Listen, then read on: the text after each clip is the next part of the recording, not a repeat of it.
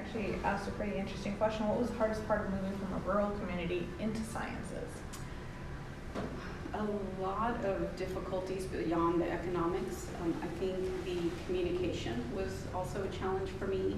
I have people tell me they wonder where I was from, thinking about, my family also spoke Spanish, and so working within those two worlds was a challenge. I think just getting used to being around more people. I ended up doing my postdoc in Seattle, and so, and then now I'm in the Dallas-Fort Worth area, so lots of people, and I know that that's one difference. So I'm very at ease sometimes when I go out into the communities where there's like not a lot of people, but I also thrive when there's a lot of people around. This is kind of circling back to your, Oh, that is a good question. I've actually been curious about this because I work at a community college in San Diego where a lot of students speak Spanish as their first language. So somebody asked, how does speaking a second language help communicating your science to more communities? Like, yeah, I think that's what they said. Does this allow you to do so, or like, do you? So I'm primarily English speaker now. My family all spoke Spanish. Growing up, I was around that. There's a very traumatic history in New Mexico that my parents were exposed to, which was if they spoke Spanish within the education systems, they actually were penalized, even physically penalized.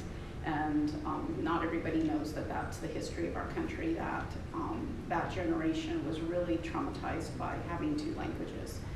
Even in places like New Mexico, it affected the Spanish speakers as well as our Native American communities. So with that, we kept it within the house growing up, and outside you spoke English. And I think my parents did that as a protective mechanism for their kids. And so with that, through time, I took Spanish in school and in undergrad, but just being away from the family has also led me to be less of a Spanish speaker and more English speaker.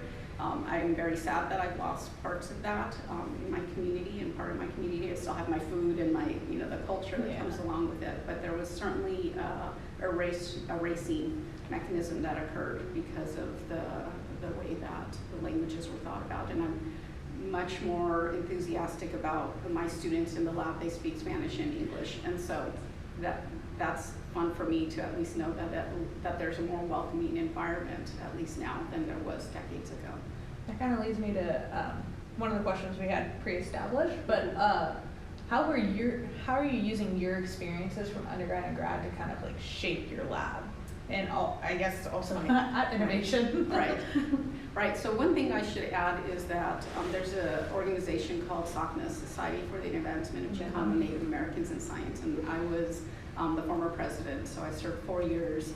Actually, I served 7 years on the board as a board member, treasurer, and then I was voted in as president. So I just finished my past president year in 2023.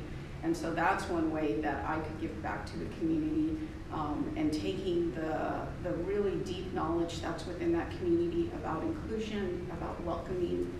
They're fantastic at that. It's a 50-year-old organization.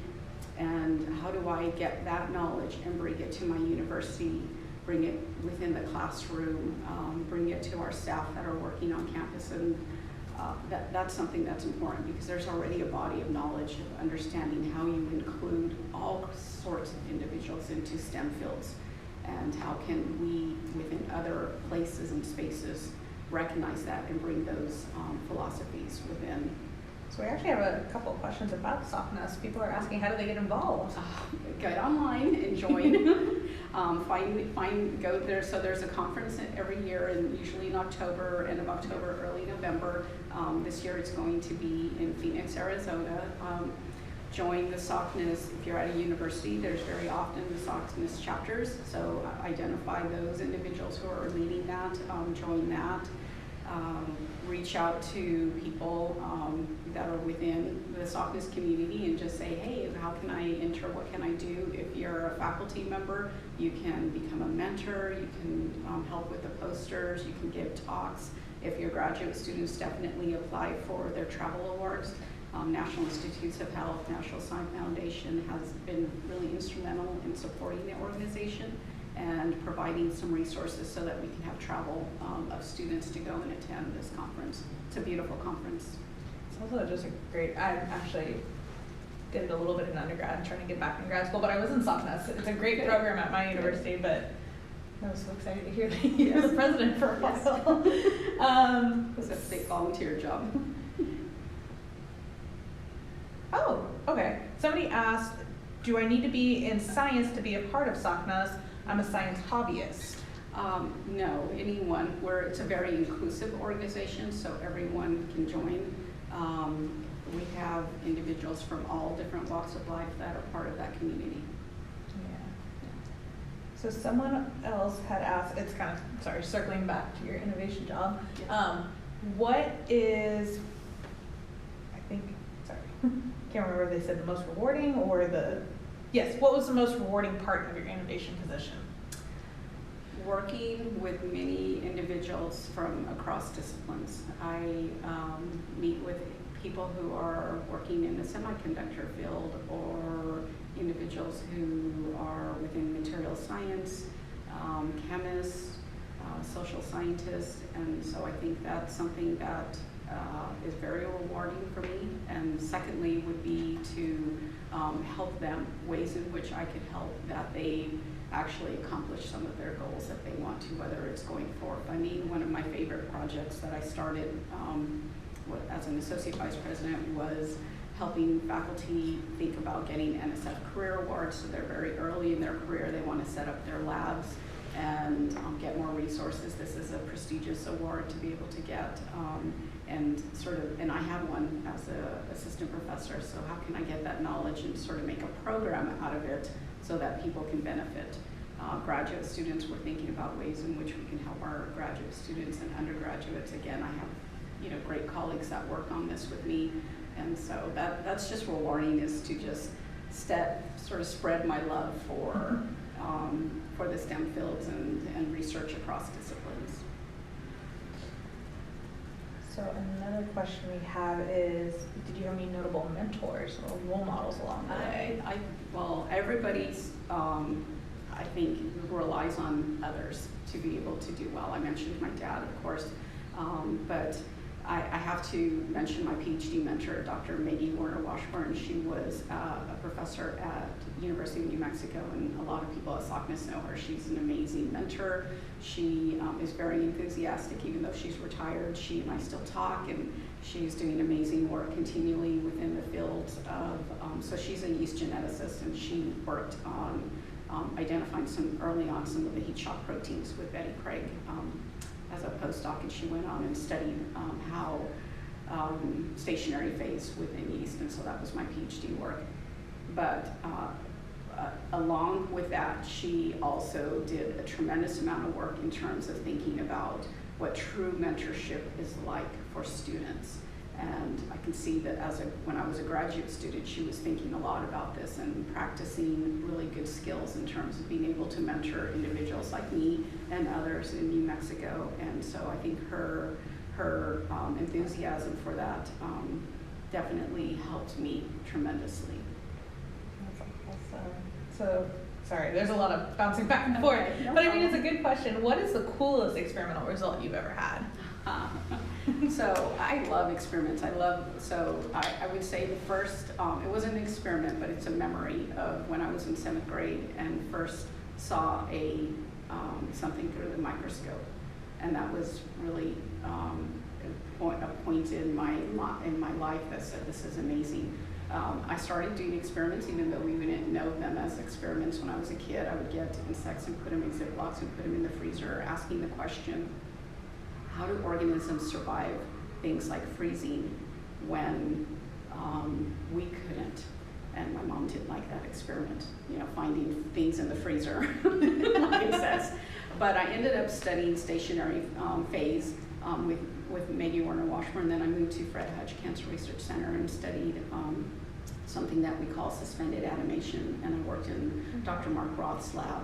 And I was very interested in hypometabolism, so even something I was thinking about when I was 8 years old, I ended up doing as a postdoc, even though I had a lot of other interests in between.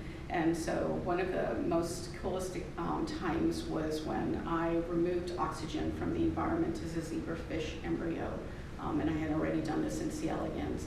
And I was watching the embryo and I could see that this is very early embryo, you could see the heartbeat sort of decrease. And then when they were in the low oxygen environment, and then when you bring oxygen back, you could see it sort of coming back. So the cells in the heart were being able to come back and showing that beating. So just the understanding of how hypometabolism or even ceasing biological processes and then resuming them, hibernation, all of these different things that we know about. I called it suspended animation for specifically what I was studying. That was a really cool moment in my life. And then I studied lots of other things afterwards, including oxygen deprivation. Well, apparently other people find your experiment really interesting too. Yes. I can hear him typing. Yes. There's already ones coming through. So one person asked, how do you take away oxygen? And the other one asked, how can you even see the worm's heartbeat? Oh, sorry, I talked too quickly. So there was a worm experiment, and there was a zebrafish embryo experiment that had the early heart, primordial heart, beginning to form. Okay. And so the heart work that I was looking at was in the zebrafish embryo. Okay. But the way there's many different ways in which you can do that. There's, and I actually have a couple of papers talking about that. So there's big chambers that you can actually use and use a microscope to be able to visualize them. While they're in that environment, you replace what's in air in a very tight enclosure, and you flow something like nitrogen through. So you're basically removing air, or just add a little bit of air back for the percentage that you want. Okay. So lots of different ways you can do that. Let's see. With equipment.